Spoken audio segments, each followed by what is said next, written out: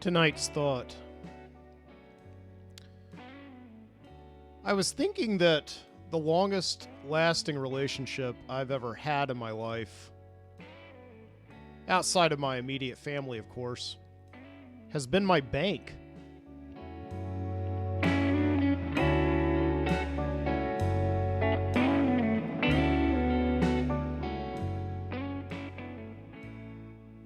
You know, I've got my friends and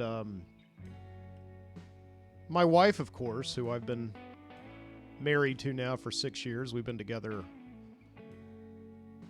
almost 12. And yeah, none of it stacks up to this relationship that I've had with a banking institution. I guess that is until, of course, last year when I had to break it off once and for all. You know, I remember the day that we met, my bank and I.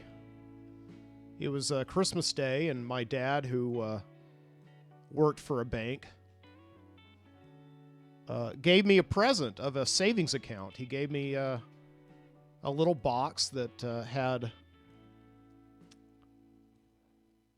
a little sheet that said that I had, $45 that he had given me. He had put it in a savings account, and I was not to touch it until I absolutely needed it. And I was very naive back then. I didn't know what the deal was with savings accounts. I didn't understand. So it's like money, but I can't have it right now. I put it in, and it grows. Like this whole thing of interest. I didn't know any of these things. And I wouldn't for many years, right? In fact, I don't even think I touched that savings account or really did anything with the bank until I was probably in high school and started working, right? But it was the beginning of a sometimes beautiful, sometimes rocky, sometimes downright horrible relationship, right? With the American banking system.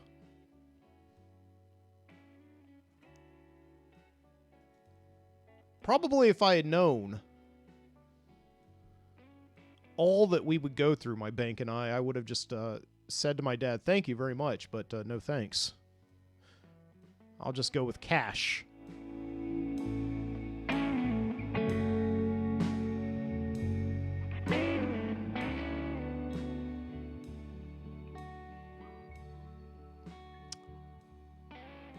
It was a very long relationship. And over the years, we stuck it out through thick and thin. My bank and I, we went through like a lot of very difficult times, some very good times when we started actually growing the relationship by me making money and putting some bank in the account and some money in the account. And then I got my debit card. And we would go all over the place, my bank and I. We would go to bookstores, get coffee, shop for movies. It was always there for me. Occasionally, of course, it would betray me, allowing me to buy things without me having the required funds. And I would, of course, get a call a few days later from my bank saying that you're overdrawn. You need to pay a certain fee as a penalty. But, generally it was good. And back then, when my dad gave me this savings account and I started this relationship with my bank, it was called AmSouth because my dad worked for AmSouth. And I always stuck with this bank account, even in this weird, trying period in the early 2000s when my bank went through a transition. And And it became Regions Bank, and I continued to hold fast to that bank account, right? I got a new debit card, and after a little confusion of not really knowing how to deal with this relationship, we just went on. We went forward. We pressed on for many more years, right? Until a few years ago, I started seeing another bank.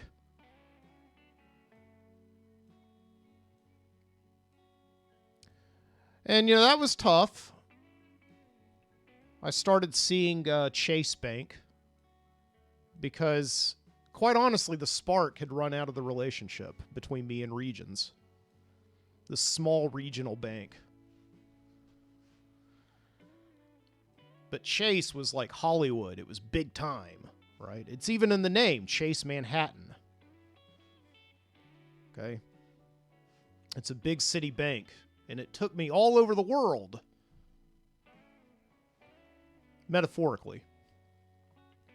It had all these great reward incentives for signing up with it, right? Cash back, for instance. Amazon rewards. And everywhere I went with the Chase Bank, it seemed to give back to me a little bit more than I put into it. When I would go out with my Regions debit card, it wouldn't give me anything, right? But I had now a Chase Freedom Unlimited card. And every time I used it, if I pulled it out and I tapped it, right, at the cash register,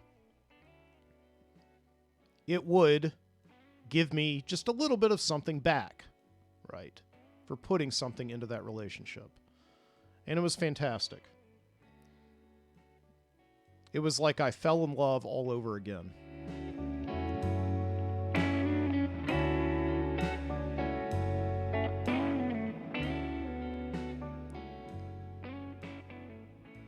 And the world was renewed.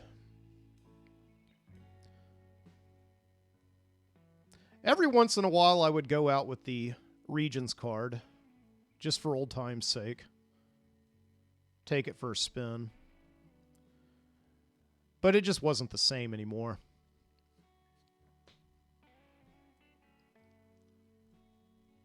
I remember that last night. I was going to cancel the Regions card the next morning because the bank started requiring that I have a minimum amount of funds in the account, or else I would have to pay $8 every month as a service charge just for holding the card. And it was a tough decision to make because, I mean, this was just last year, I think. And I was like, it's been a wonderful road. I got this thing in the 4th grade. And now here I am, 38 years old, about to break it off. The longest relationship I've ever had. And I took the card out for one last night. We went to dinner and a movie. I thought about all the great times we'd had. And then the next day, I made the call. I had the phone in one hand and the card in the other. And as I began to talk to the clerk and say that I'd like to cancel my account, I just kind of felt a little bit of life suck out into the air.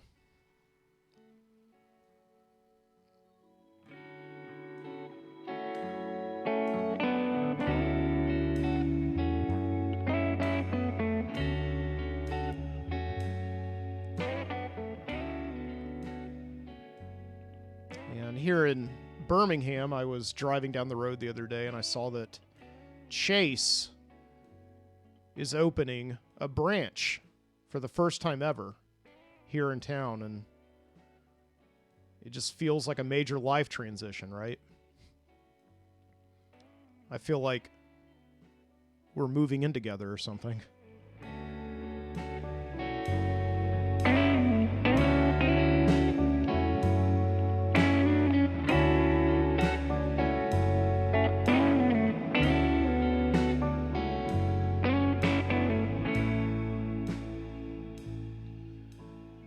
Well, from Birmingham, Alabama, This is the Midnight Citizen Show. Thank you so much for joining me here tonight. I'm your host, Mike Booty. Coming to you again, my second week in a row after a long hiatus. It is now February 12th, 2022. It's great to have you here. Yeah. Let's get some more exciting stuff going on here now.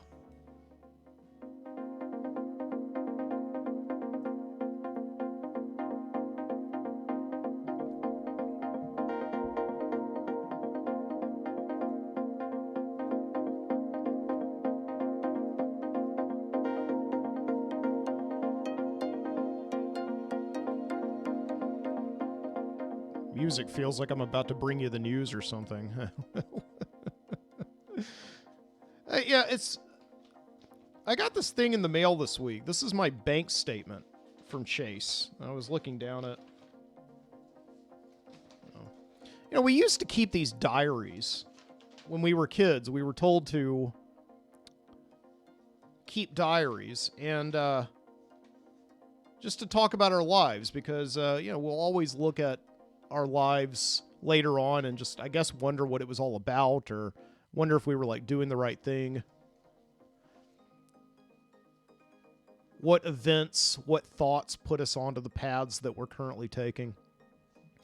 And for many years, I've actually had this diary that I got in the 4th grade around the same time that my dad opened up a savings account for me, which I did. I disbanded it. I took the money out, all of it. Now, it wasn't much, but I took it out. You know, this is money that had been growing from this very small seed of $45 that I first got back in like 1991 or 92, right? And so my teacher gave me this journal. It's like a hardback book with like a jeans cover. I think those are like woman's jeans. I don't know. I think I was like probably sick one day and I got there the next day after they had all gotten their journals. So I got whatever was left. And on the front cover is like this when you open up the book, there's this illustration of my drawing style in the 4th grade. It just says "My Life" scribbled in pencil and like a peace sign right there and like a football player, even though I didn't really care about football. I don't know. And the way that I always signed my name back then, Michael W. Booty. Right, there it is. And so, yeah, there's all these... something just fell out. It's like a receipt for UPS. I don't know. Just fell out of there. Okay. But yeah, there's all these journal entries that I have from August 31st of 1993. And it goes forward all the way to... Like, in here is my trip to Disney World, fully documented in 1994. The last entry is January 20th, 1998. So I would have been a freshman in high school. So I didn't necessarily write in it every single day, but yeah, there's like drawings in here, illustrations of like things that I was into, like my first CD player. Here's an illustration of when I was like getting into guitar. Right there. In case you're listening to this on audio, there is a live stream of tonight's show, by the way, and it is on video. It's on youtube.com/Mike Booty if you want to see these drawings and embarrassing journal entries.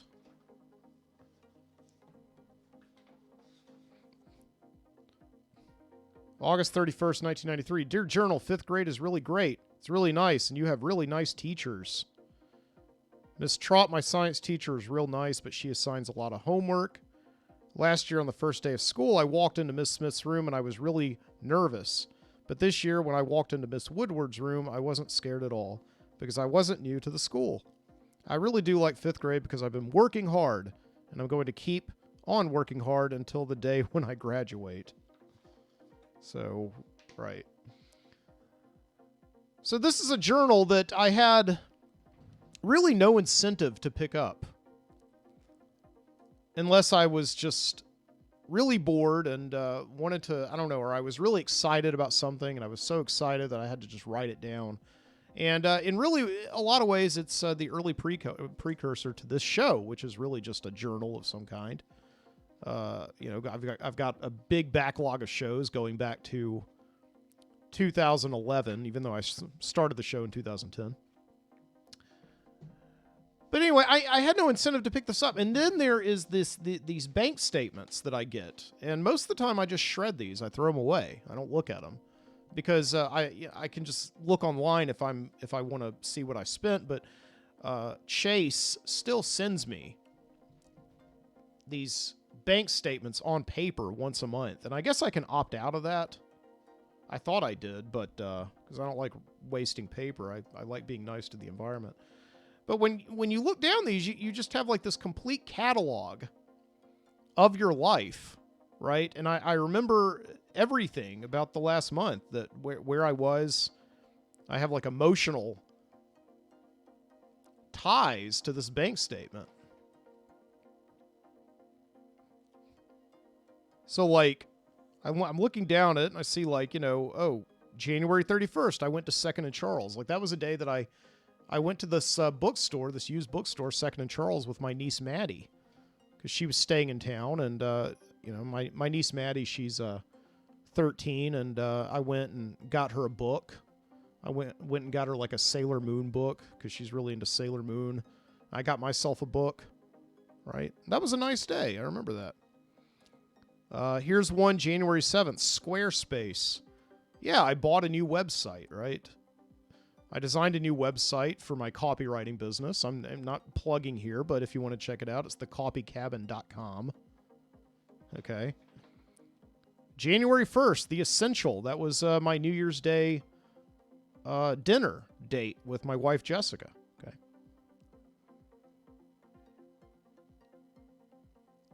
Watches Unlimited, right? When I got my watch fixed, right? Okay, so I'm looking over here. Oh, Vitola. Yeah, I went to the cigar bar a lot in January, by the way.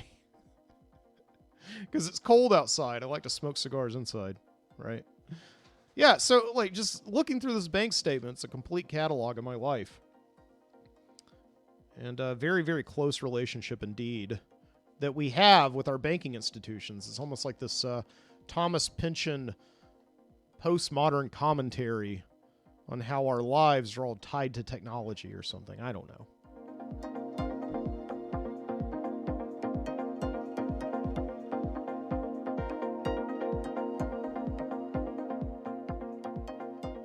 Yeah. So I hope you're doing well tonight. And yeah, it's been a week here on Earth. In February, got my haircut this week.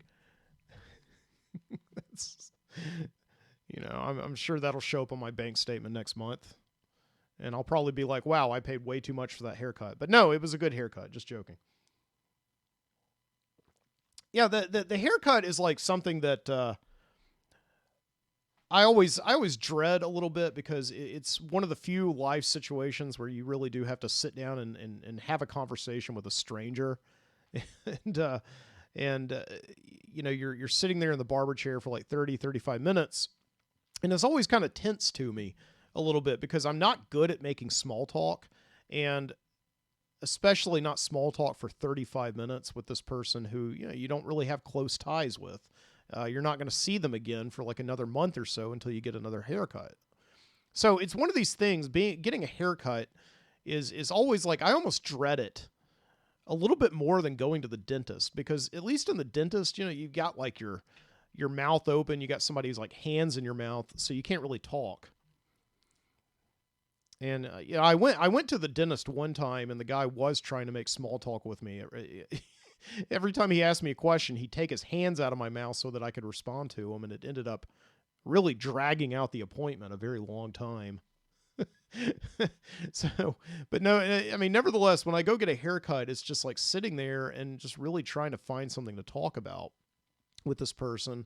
And I think in recent years, I've gotten pretty good at it, just sitting there and saying enough at the beginning just to kind of cut the ice, like tell a few jokes or whatever, or, talk about like what's in the news or something. Maybe not that, but, and then you just kind of go silent and just let the guy do his job, because you realize that when you're doing your job, you don't really like people to talk to you and distract you.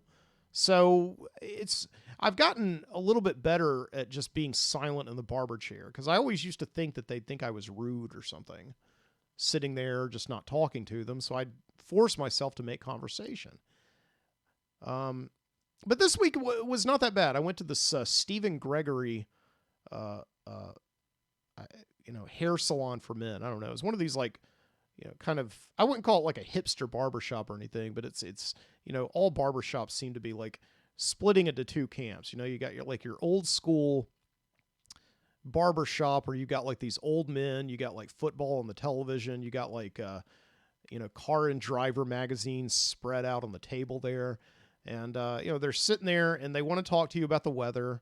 And, it's like, you can tell they don't want to talk, but because they're like old school, it's like, that's what you do when you're getting your hair cut. It's like Floyd the Barber on the old Andy Griffith show, right?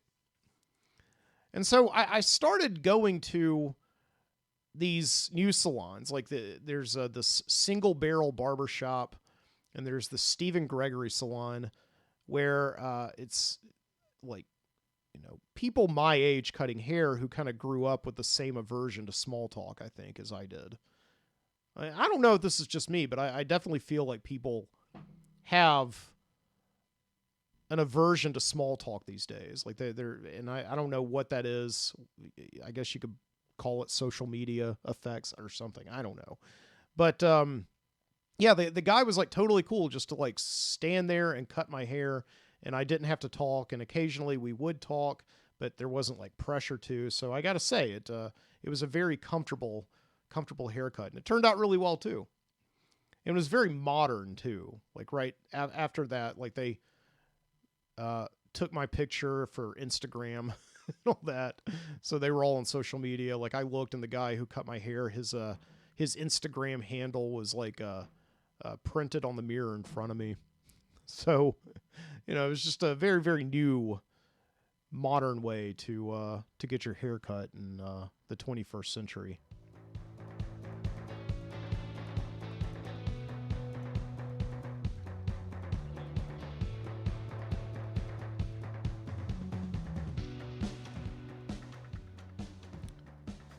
So,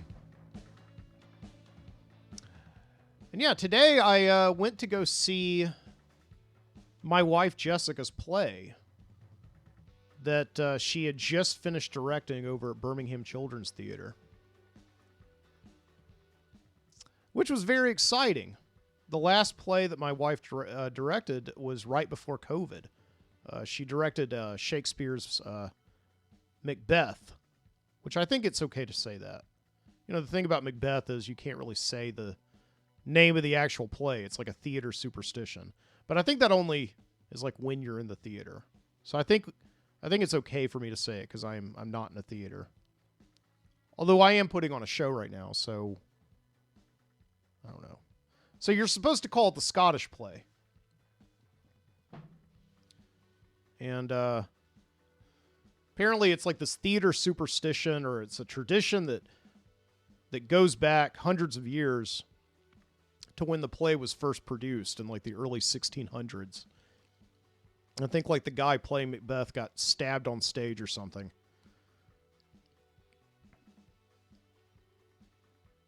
And it's weird because like, weren't they in the Renaissance? Weren't they like all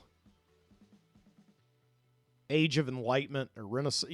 They were like, oh, there's a reason. There's a scientific explanation for everything.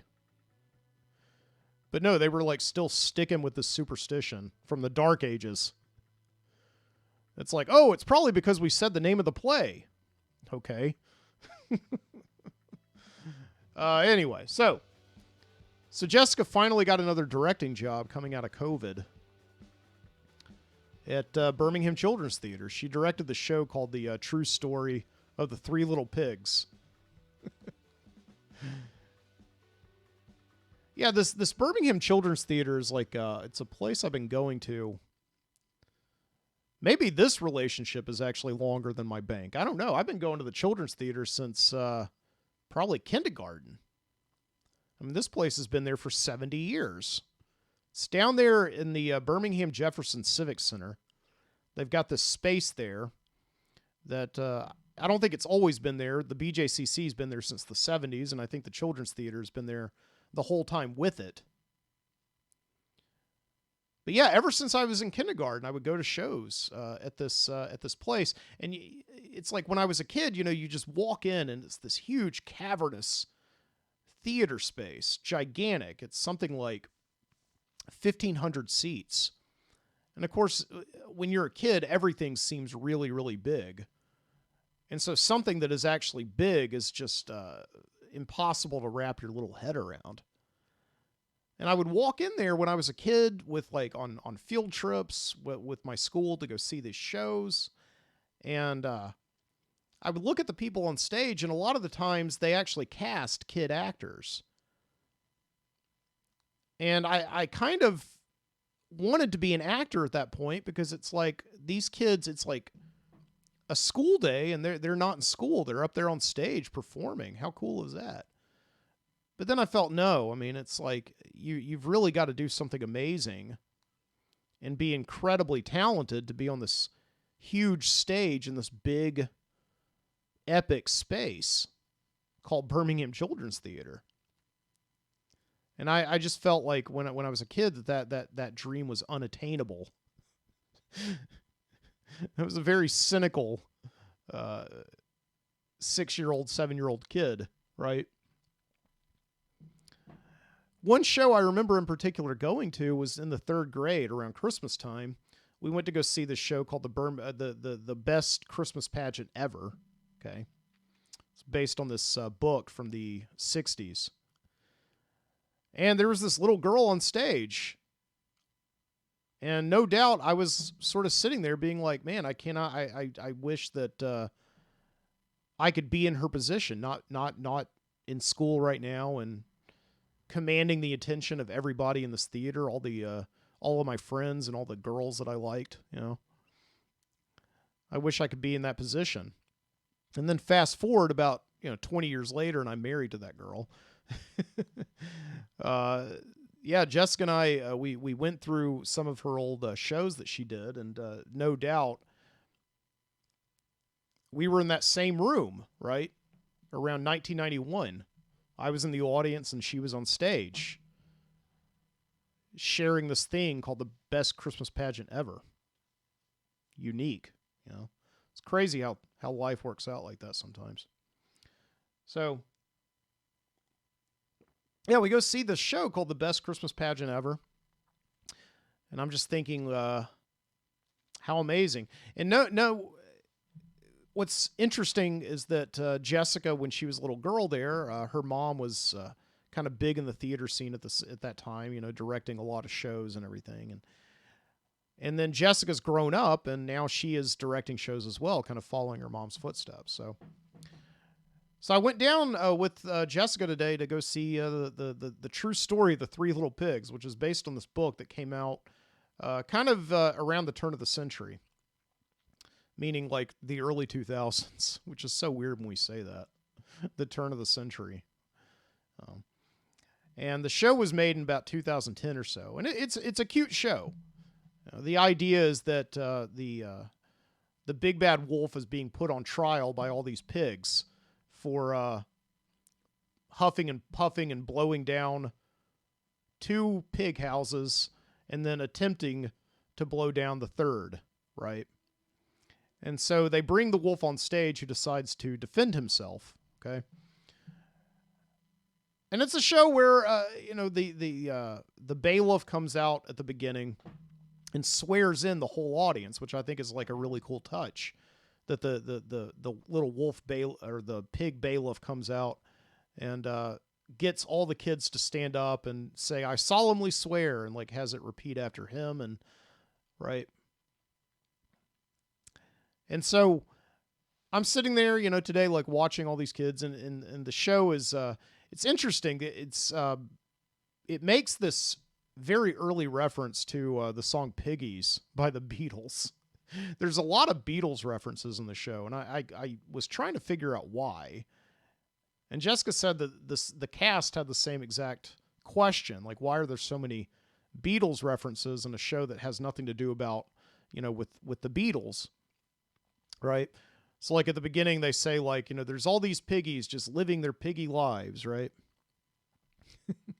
And then there's characters in that, like, every single character just about in the play is named after a Beatles character. Like, there's Rocky the bailiff, like Rocky Raccoon. The judge's name is Jurisprudence. What else? Yeah, the one surviving pig that comes out with like a little hammer, and his name is Maxwell, which which is one of the more obscure references in the show, Maxwell's silver hammer, right? But yeah, so they come out, and I guess I figure that it's really all of these shows are just kind of done because they have this immediate need to entertain children. That's the most important thing. It's like entertain the kids because it's a show for kids, but kids can't really go to shows by themselves. They have to bring their parents, and the parents are the ones who are paying all the money to bring their kids to see the show. So the parents have to be to some degree entertained as well, because they're going to find whatever excuse they can to not take their kids again if they weren't entertained in some way by the show. So I guess that was the point of all the Beatles references. It's just to kind of, give the parents like little Easter eggs and stuff. Kind of the same way that they do like the Pixar movies. The Pixar movies are like made for kids, but they have a ton of like adult value in them too. Right? Getting the adults to sort of see things on a deeper level and deeper themes and all that. Right? So yeah, at the end of the show, what I thought was a nice touch and something that you want to do whenever you're making a show for little children is you want to get them involved. So they had to swear in at the beginning, and then they sit there and listen to the testimony of, all the piggy witnesses. There's like a nice little nod to that movie, My Cousin Vinny, where like this blind as a bat pig comes out who's like their only eyewitness, and the wolf, defending himself, goes way out into the audience and asks the pig, like, how many hooves am I holding up or whatever, right? And so at the end of the show, the audience has to vote and deliberate, right, whether or not the wolf is guilty or not guilty. Okay. So yeah, they. I was actually pretty. I was pretty set on the fact that the wolf was actually guilty, because the wolf, his whole story is that he wasn't huffing and puffing. He wasn't like deliberately blowing these houses down. His story was that he had a really bad cold. And so every time he huffed and puffed, he was really just sneezing. And the sneeze was so powerful that it was blowing these houses down, these houses made of sticks and, what's the other one? There's one made of bricks, one made of sticks, and one made of leaves or something. I can't remember what it was. Anyway. So that was the wolf story. And when the wolf like accidentally sneezed and blew down these houses, the sneeze was so powerful that the pigs just died in the collapse.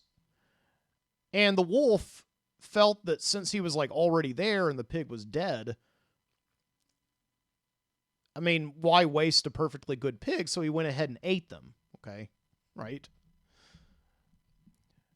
And so, the wolf is like, the whole idea of the show is that it's trying to get the kids to see that there are two sides to every story. Okay. And, the wolf has this big song about like, what if cheeseburgers had eyes, and what if they could talk to you or purr or whatever? Would you still eat them? Right. It's like, I'm a wolf. It's my nature to eat things, even no matter how cute and adorable they are. Right. So I thought, yeah, but I don't know. At the same time, I don't eat pigs. Right.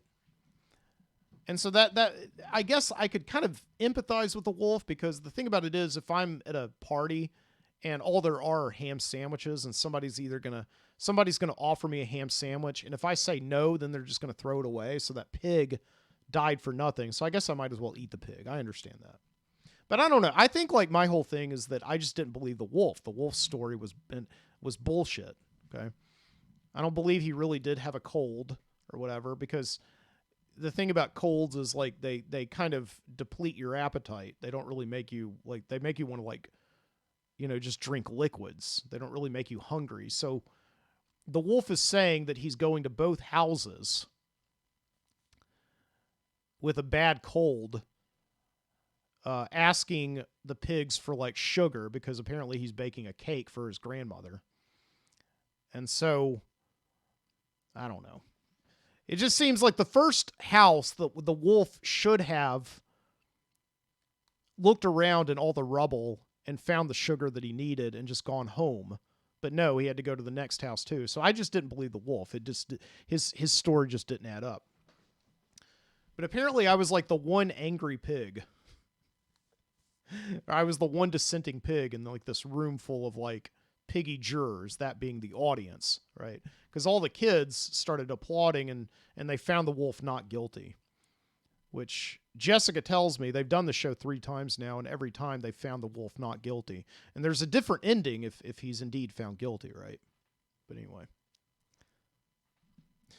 But yeah, I was interested because, the book came out, in like the early 2000s, and clearly I think what it's trying to do is, it's for adults anyway, or it's trying to like make this comment about the O.J. Simpson trial, because that was still very much on people's minds in the early 2000s. For a lot of people, and for a whole generation like mine, for instance, the O.J. Simpson trial is how we kind of found out about adjudication in America. And we found out about how there are 2 sides to every story, and how prejudice very often creeps into our decisions about whether or not to find somebody guilty or not guilty. And the whole thing about the O.J. Simpson trial was that that was definitely a trial that was tried in the media. It was tried with a whole lot of public opinion that wasn't necessarily based on the facts, right? And so, yeah, O.J. Simpson was found not guilty. And again, it's fascinating if you watch the 2 side-by-side reactions of white people and black people watching that verdict, because the black people are all cheering and the white people can't believe it, because they're like, the evidence is so honestly against this, right? So I was really surprised, honestly, that the kids found the wolf not guilty. And in a way, it kind of gives me hope, right, for the future of America, because maybe we are getting past our prejudices and looking at the facts, right? So, I don't know. It's good. Yeah. The wolf was found not guilty by an all-white meat jury.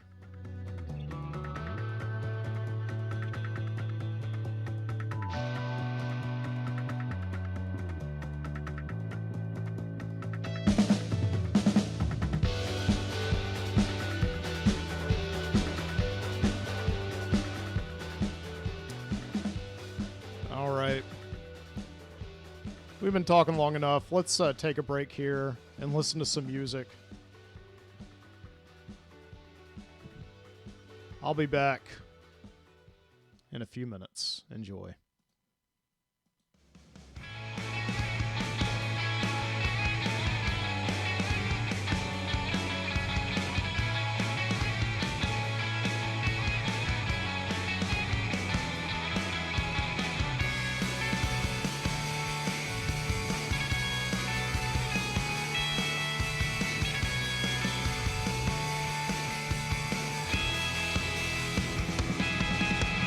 Visions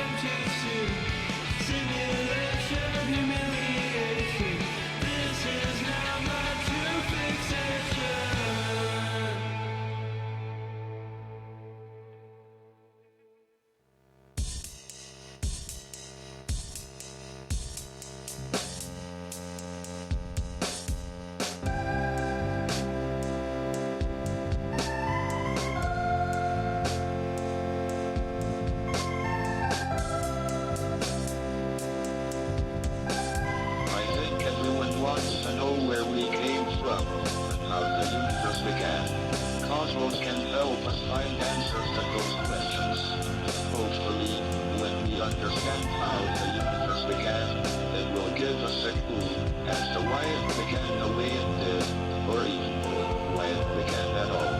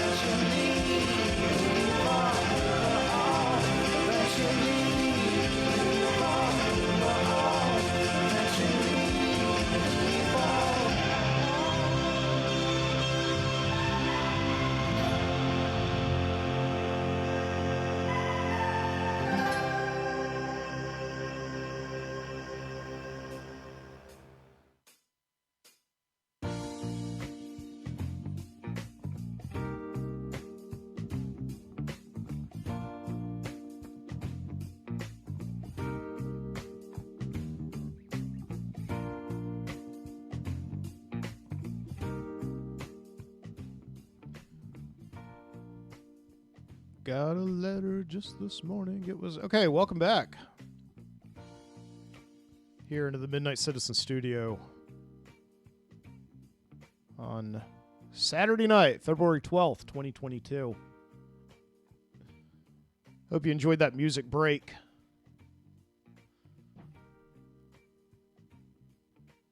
Giving me a little chance to get up and stretch my vocal cords. Yeah, you heard some good music just now. First up, we had the Machine Stops by the Misery Slims. And then that last one you heard was a song called The Milky Way by Holland's CCO from the album An Ocean in Outer Space. Yeah, if you like that music, you can find it in the show notes, links to it. And it'll take you to the Free Music Archive, this wonderful curated source of Creative Commons music, perfectly licensable for shows like mine and yours, if you're interested. Yeah, and I just want to remind you, this is the Midnight Citizen Show. You can find me online at mikebooty.com/The Midnight Citizen. You can listen to the show on Spotify, Apple Podcasts, Stitcher, wherever you get your podcast. If there's something that I'm not on, let me know, and I'll get on there. All right? Once I get the chance. And you can also watch the live stream of the show over at youtube.com/MikeBooty. Yeah, I've been doing live streams now for a couple of years, even though I'm not actually live streaming this right now. I'm going to put it up a little later. But it is a video, and you could see video of the entire show, right? And yeah, while I was playing the music there just now, I was streaming a live webcam. It's a new feature that I'm doing here on the Midnight Citizen videocast, where each week I'm going to be putting up a live stream of some place on Earth, right? As it happens right now. Take a look at what Night on Earth is about, right? So it's a new feature I call Night Cam. Night Cam, yeah. So where were we tonight? So I took you to the Teeny Martini Bar in St. Augustine, Florida, right? It's a nice, just describing it for you here, right? It's a nice place. It's right there on the water. Bunch of people hanging out under like fiery torches. It looks like it's kind of raining there. Some people are like covering their heads with their flannel jackets. Yeah, what's going on there? Or no. The person isn't covering their head. It's not raining. They're just trying to be silly. They look kind of like a Cornholio, like Beavis, whenever he gets too much sugar. Oh, it must be cold there. I think that's what she's doing. She's like covering her ears. I don't know. Anyway, this makes no sense to you if you're listening to me on audio, right? But, it could if you go over to youtube.com/MikeBooty and watch this episode number 232 of the Midnight Citizen Show. Episode number 232. Thank you for joining me here tonight.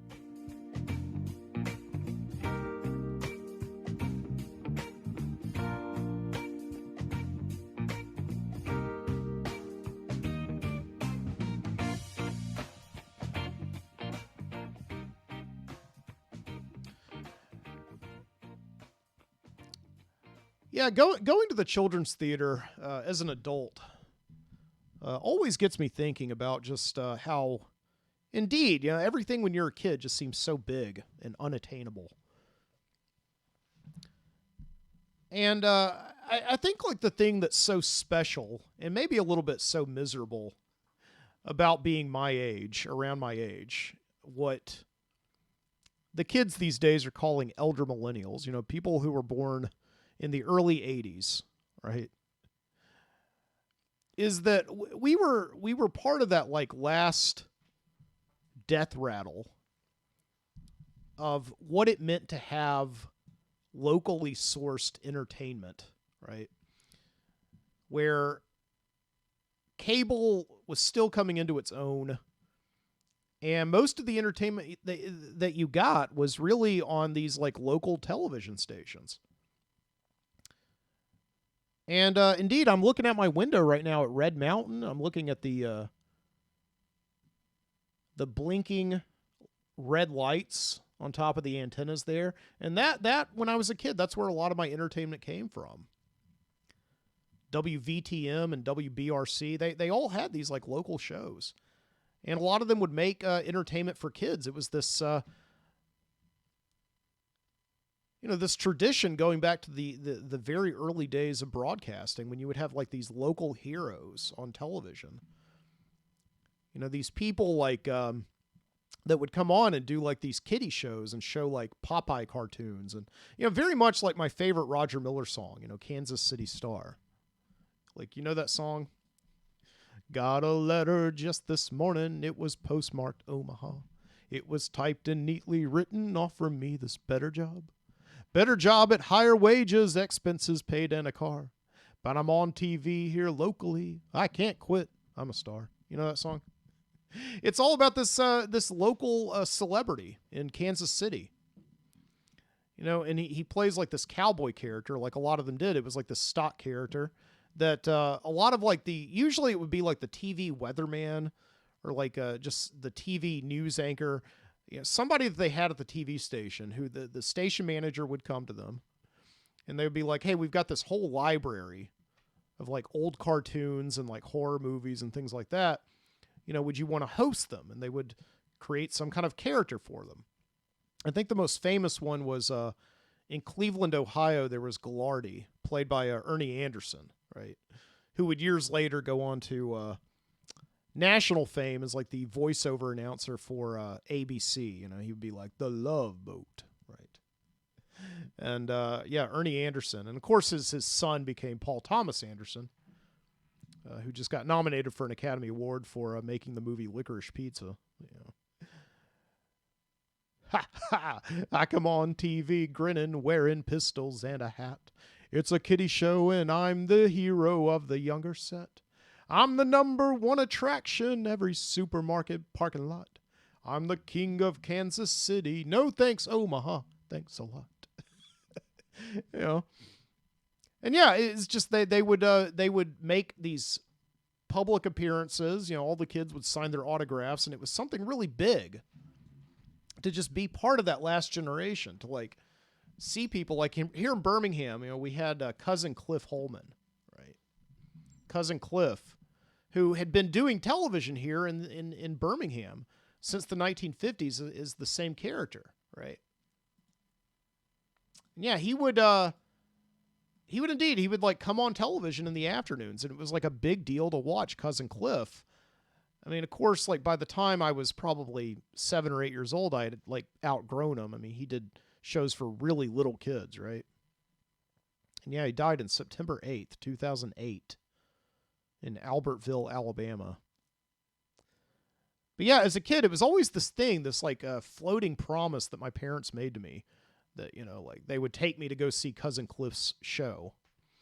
And they never did, but I think like secretly they probably sensed that I was like scared, because going to see Cousin Cliff was like, I mean, he was like not only a celebrity, but he was like the celebrity to me from the time I was probably 4 to about 6 years old. He was the guy that I just watched every single afternoon. And when my parents said that you may be able to meet him, he lives here in Birmingham, it was so weird. It's like, you mean I'm sharing the same zip code as Cousin Cliff? And they're like, no, he lives in Birmingham. We live in Moody. It's 2 different zip codes. But, kind of. It's like, you mean I'm sharing the same polluted air as Cousin Cliff, right? See, there, because like in the 80s, Birmingham was still very much polluted.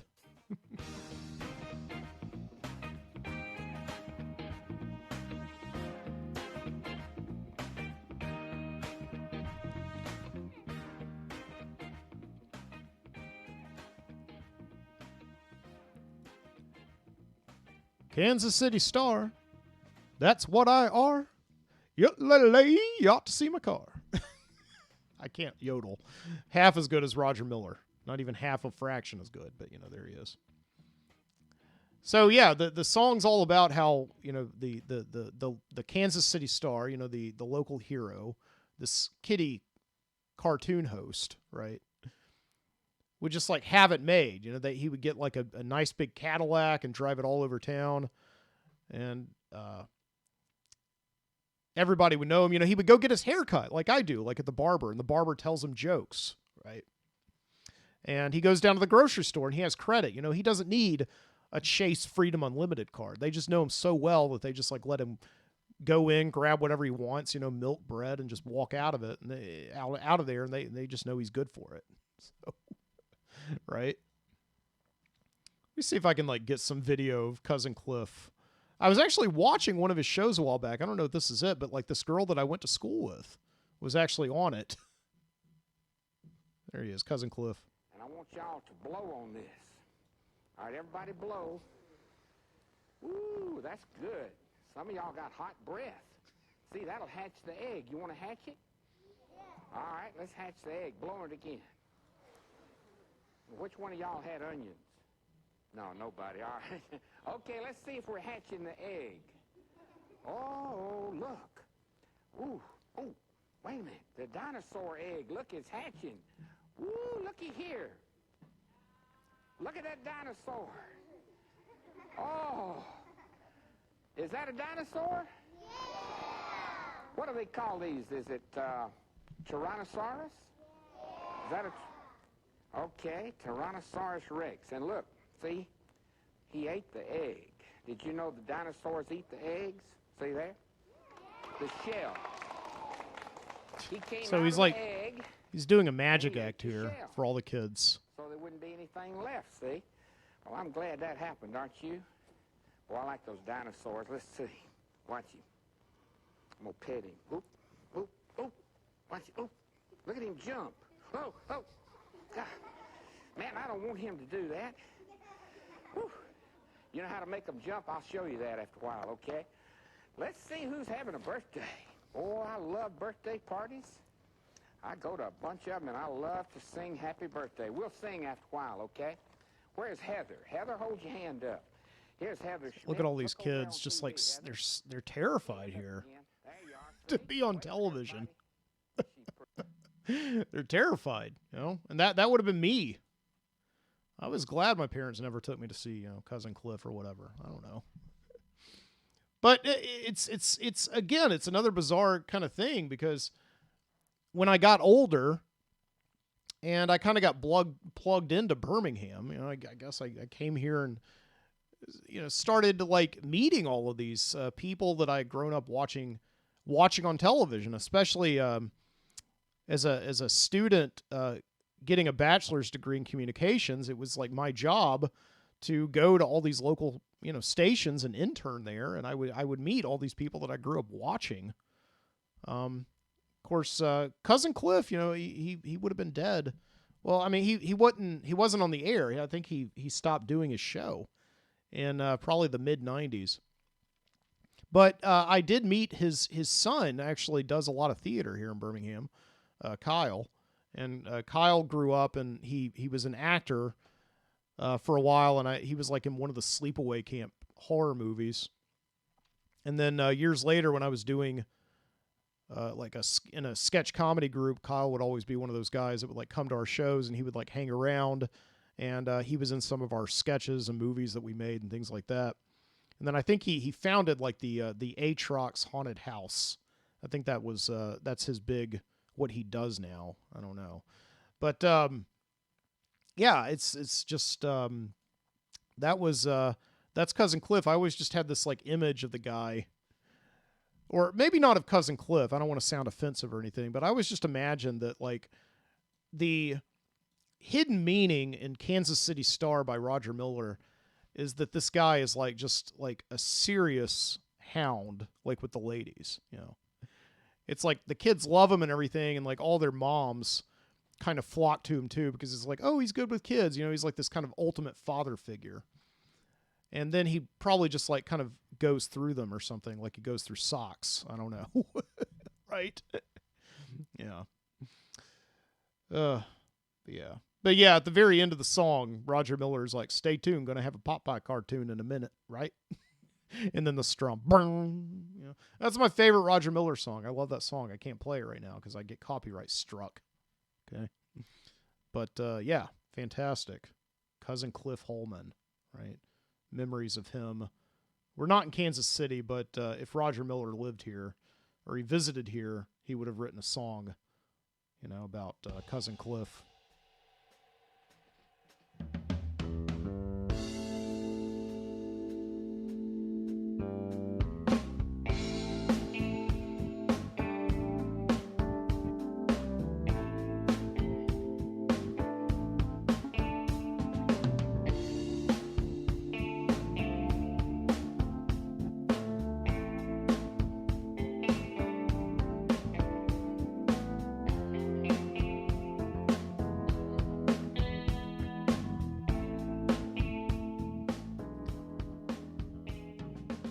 And with that being said, it's Saturday night, and the time is right to go down to our favorite place. Yes, the Video Street Video Store. Let's go down there and check out their new stock at the Video Street Video Store. Thank you so much. Once again, I'll be here right after this flick. Hi. Yes, this is Katie. I spoke with your agency about sending over a motivational speaker to help me with some training for my associates today. Mm-hmm. Yes. Well, there's a young man who's standing here who claims to be a celebrity impersonator. Mm-hmm. Yeah, that's what you thought that I wanted. I see. Great. Thank you. Okay. It looks like we'll be working together today. Doug? I don't know why you couldn't have just gone to my website. I have hundreds of clips posted. My Austin Powers is through the roof. Mm-hmm. You want a motivational speaker? I am motivation. Awesome. So, where do I change? You just go out that door and take a right.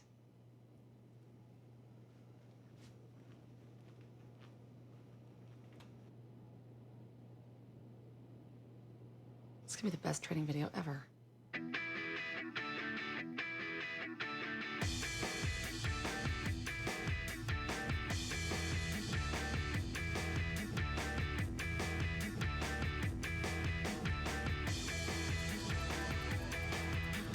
Hello, Hollywood Video Game Crazy Movie Gallery Associates. I'm here to welcome you to the team and to help you reach your full potential as top-notch salespeople. And as an added bonus, I've invited a very special guest here today. He is none other than the star of Wolverine, the Australian super hunk, Hugh Jackman. Put your hands together! Woo! Yeah! Hugh Jackman! I'm out for blood. No code of conduct, no law. This guy's scaring me. I'm a customer. I'm standing here waiting for guidance. You know what movies I like? Do you know what kind of games I play? Are those butter knives? Get out from behind that counter and get to know me. Hugh Jackman doesn't even use his Australian accent as Wolverine. Okay, Wolverine here may be a little odd, tad bit psychotic, but he does make a very good point, and it's important. You mean the bit about no code of conduct, no law? No, the part about getting out from behind the counter and getting on the sales floor. But the code of conduct was really, really good.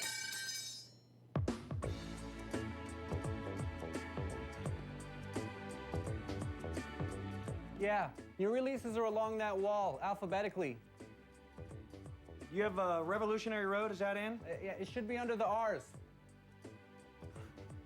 Okay, thanks. No problem. Crikey. Sounds like Crocodile Dundee. I heard that. That customer needed help and had to go looking for it. That should never happen. Someone should always be there to greet him, or at least find out what he was looking for on the new release wall. That was a missed opportunity to approach a customer, the first step in selling. You should only be behind the counter when ringing up a customer. Other than that, get out on the floor. You heard the lady. Get out on the floor.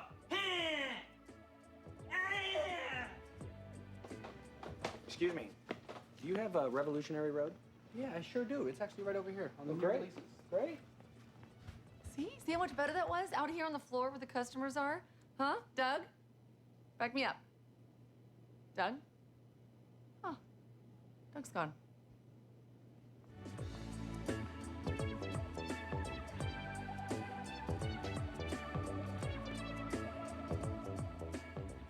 Have you seen Confessions of a Shopaholic? It's a great movie. It has Isla Fisher in it. She's currently dating Sacha Baron Cohen, who's going to be in the new Bruno movie. It's such a great romantic comedy.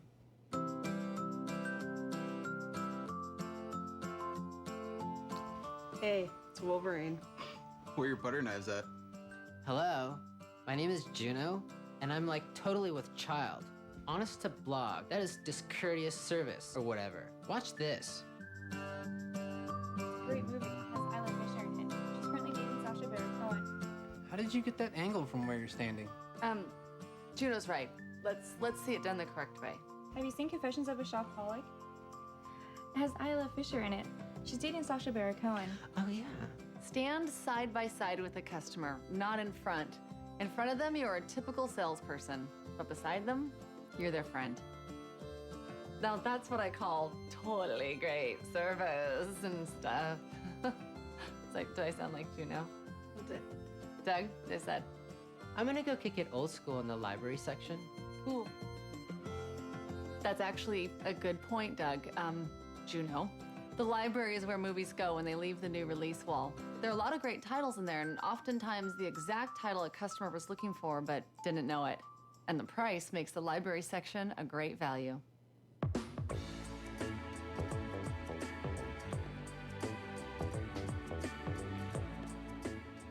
Hey, Sport, how's it going? Yeah, pretty good, pretty good. Just looking for something to watch this weekend. Now that football's over, I'm kind of feeling the withdrawals, until baseball starts. Basketball, it's okay, but it's kind of boring until playoffs. Let's start getting Bull Durham. See anything else by Ron Shelton? Well, who's it? Shelton. He directed Bull Durham. He did other sports movies, too. He did Tin Cup, Play to the Bone, and White Men Can't Jump. Really? How about you take me to this Ron Smelton section right now? Can you do that for me? Let's go. There are cues you look for. Maybe what they're wearing will tell you where they work or what they do for a living. Maybe they have kids with them that have clothes or toys with certain characters on them.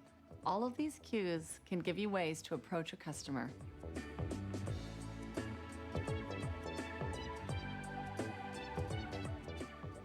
Can I help you find anything today, or? Oh, no, thank you. I'm just looking. Awesome. Have fun looking then. Okay.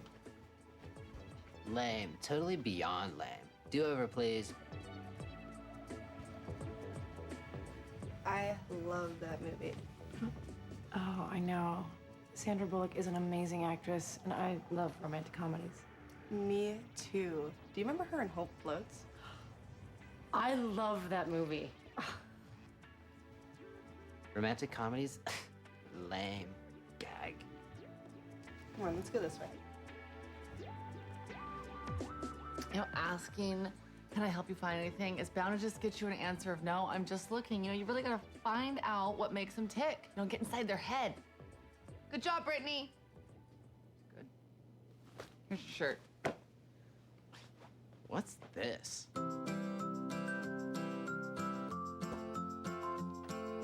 Hey, The Office. I totally dig this show, man. Have you, seen the original BBC series it's based on? No. What are you talking about? It's really rad. Way darker than the Steve Carell version, but totes brilliant. Are you into, cringe-inducing comedy? I sure am. Hey, I'll totally show you where it is. Okay. Wow. Way to go, Juno, huh? I mean, she was totally sweet and not a trace of that angsty teen stuff she's so good at. So now that we talked about the approach, let's talk about engaging the customer. I think we should also show our customers that we're really fun and cool people to be around, you know? So I'm gonna bring Doug out to play the customer. Okay, we are engaged. My name is Borat. I'm a customer. You say engage the customer. So, okay, I say yes. Okay. We are engaged. To be married, yeah. Very nice. Whoa, hey. Yeah. Sorry. Oh, God. Whoa, okay. Okay. Wow.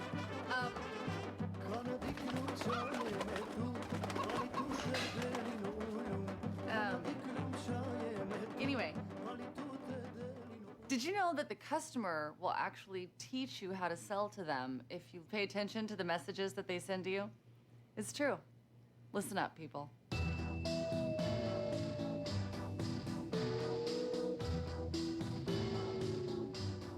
It was a holiday movie. Easter. Or was it All Hallows? Well, it was part 4 of something, and it had the little woman in it, and she was paired with the big man. Oh, that was Vince Vaughn and Reese Witherspoon, the movie 4 Christmases. That was it? Yeah, we have that. And if you like Reese Witherspoon, her Legally Blonde movies, they're totally hilarious. Oh, I think one movie will probably be enough. My grandkids need some exercise, and they get enough TV as it is. But they did say on the weather report that it might rain this weekend. My grandkids do have one of those, I don't know, a why or a whoa or a... Sounds like your grandkids have a Wii. Wii. They would love Active Life Outdoor Challenge. It's an amazing game to play with friends, and it's a great workout. Have you seen our game zone? We have all the new and used Wii games, and you can even pre-order upcoming titles. See? She's really listening, and she's being attentive and patient. It's right over here. Let me show you. This lady loves her. Hello, my name is Borat. Oh, hello. Borat! You're very, very beautiful. I like make you my girlfriend. No, absolutely not. Very nice. She wants me. High five! Oh, gee. Yeah. Off we go. Sorry about that.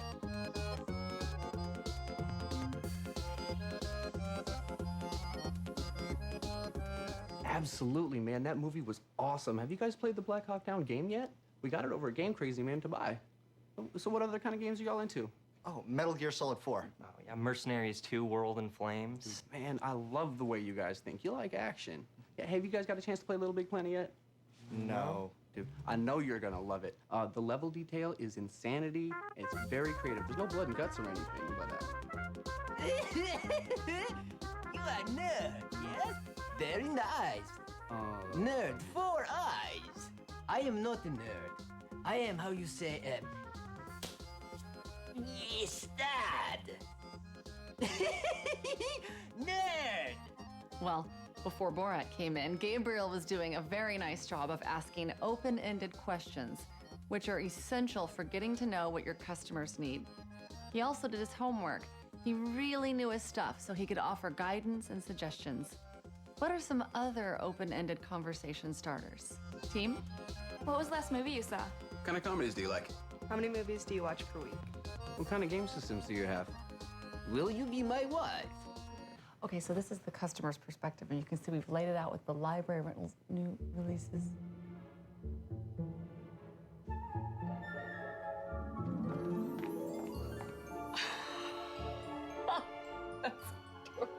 Can you tell me where I might find platform 9 3/4? Well, no, Harry Potter. But I can tell you that there's a very special customer over there who's interested in your movies. Dumbledore will be so pleased.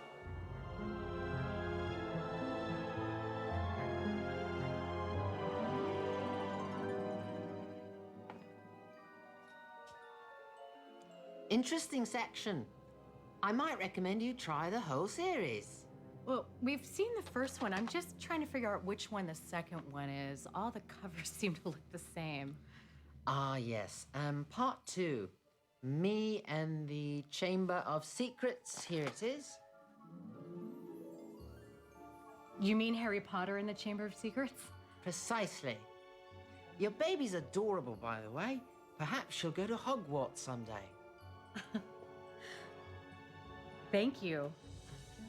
When you're next in, you might have time for parts 3 through 5, and a revisitation of part 1, the first film, Me and the Sorcerer's Stone. Absolutely. Thank you very much. As Harry Potter has shown, by focusing on the customer and not the sale, we make a much better impression. I mean, he also provided guidance, you know, because guess what? Our customers aren't always going to know what they want. It's up to us to help them out. I'll now put on my cloak of invisibility. It'll make my entire body disappear.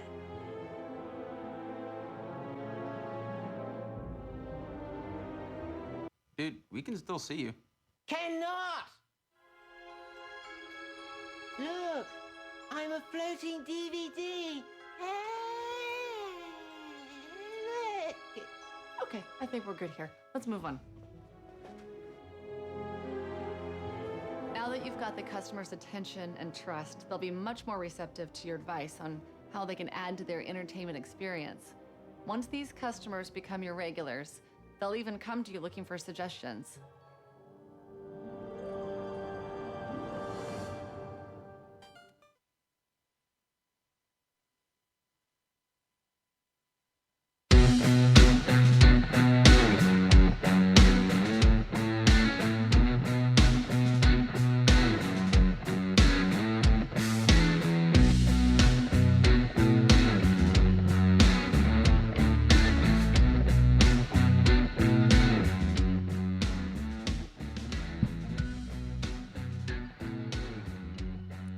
That was a fun journey into the pop culture of about 15 years ago. Yeah, I was thinking I haven't played a training video on the Video Street video store for a while. It was long overdue for that. Yeah, that was a Hollywood video training video, and you could just sense in the performance of the clerks that were asked to appear in that video. Those were real Hollywood video clerks. You could just sense it in their performance and look at their faces, like that this is just all about to end. You know, just the era of video stores was so close to being over at that time. Netflix had already started streaming. You know, remember the early days of Netflix when I mean, it was very obvious. It's like Netflix was just an option. You know, there was still very obviously, you know, go down to Blockbuster, right? It's like you would go on Netflix and there might be a couple of movies you actually would want to watch. And then everything else would be like fireplace ambience videos and things like that. And, you know, it wouldn't be another 4 years or so until Netflix really came into its own or so. So, you know, they hung on there for a while. And that was Hollywood Video. Hollywood Video was really, in the last days of the video store, kind of my favorite place to go. They held on longer than any of the other chains. Longer than Blockbuster, longer than Movie Gallery, to still giving VHSs. They would still rent VHSs pretty much all the way until they closed. And that was a very special thing to me because a lot of the movies that I wanted to see were never transferred onto DVD or Blu-ray. I mean, these are the movies that, honestly, like the horror movies of the 80s and things like that, a lot of those, it eventually took like niche companies like Anchor Bay or Shout Factory to release those into some kind of a digital format. So for years, all you could do to watch them was go to Hollywood Video. And so Hollywood Video, I used to go to it. It was in Vestavia, and I was going by it the other day. It's like a karate dojo now, right next to like a Donato's Pizza or something, right? It was very depressing.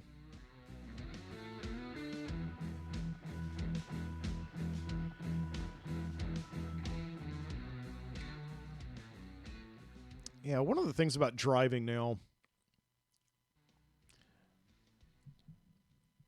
is, yeah, I drive almost every single night for Grubhub. I go out and do food delivery. And it's a nice, relaxing way just to spend the end of your day just driving around, listening to music or whatever, and rolling the window down. Of course, right now in February, it's kind of hard to do that, but just driving past all these places that that used to mean a lot to me in my life, right? These places where I used to spend my Friday and Saturday nights going to with like friends and family. And they're all closed now. And these places have so much meaning to me, but they don't mean anything to anybody anymore. Not really. Not unless you like have like a futon or something that you want to store or whatever. I mean, yeah, all these places now, they're like they've been mowed over. All the video stores and movie theaters and things like that. They've been mowed over, and they're putting like these big storage buildings there now. These storets. It's just it's a great irony to me that these places where you used to like buy and acquire all of these things, you now store them there, right? In these new storage buildings. I don't know. Another interesting, development in the urban landscape in the past 10 years or so has been all these plasma donation centers, these places where you like go and get hooked up to a needle and donate your plasma, which I have no doubt that serves a very good purpose, right? But again, it's like this odd thing that you used to go and buy products at these places, and now you go there and you are the product, right? I can't escape thinking that very thing every time I pass one of these places.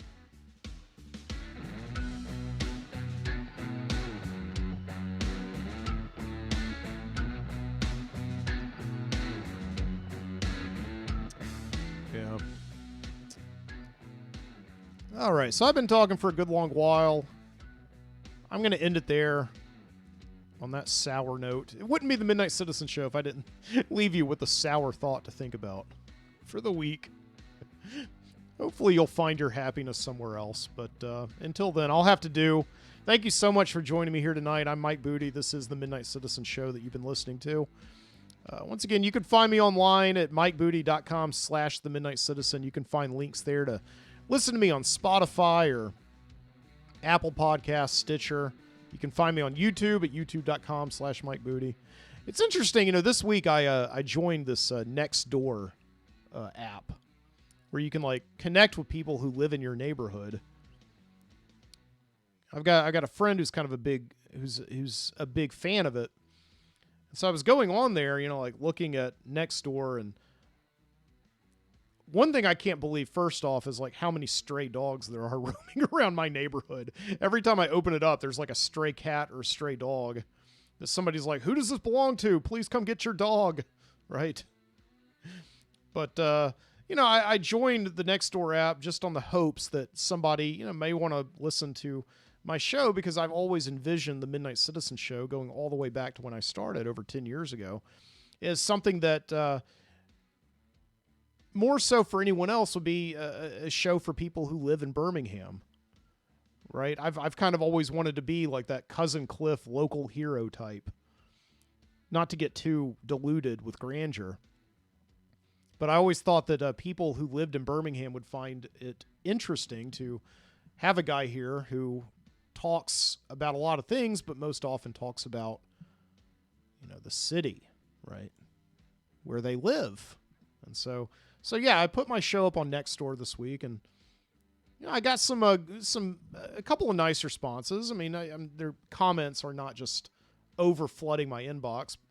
My old linguistics professor from UAB reached out to me and said, thank you for posting. So that was nice of him.